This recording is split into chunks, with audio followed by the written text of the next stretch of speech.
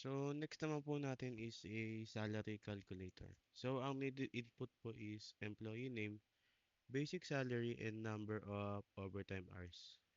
Let's assume that each overtime hour is 150 pesos.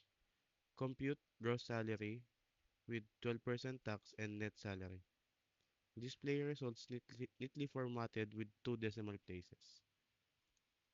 So, in this naman po is, hinihingi pong input sa atin is employee name.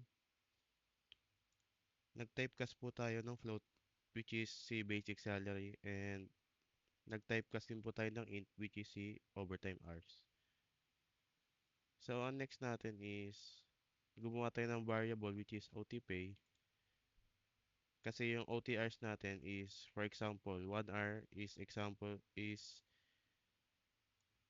worth 150 pesos. So, kunyari nag-OT ka ng 1 hour is meron kang 150. So, yun po yung magiging value ni OTPay. So, gross equals salary plus OTPay. So, ito po yung kabuuang kinita. Tax naman po is yung deduction.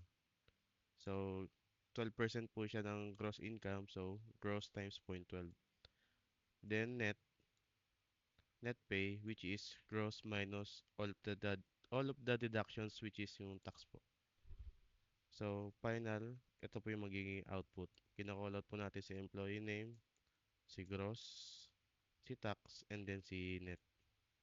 So, pag niran po yan, ito po yung output niya. Employee name, basic salary, so lagay natin 700. Overtime hours, which pwede natin lagay 12 hours. So, employee name, so ang gross salary is 2.5. Total tax is 300 and the net salary is 2.2 since meron po tayong deduction na 300.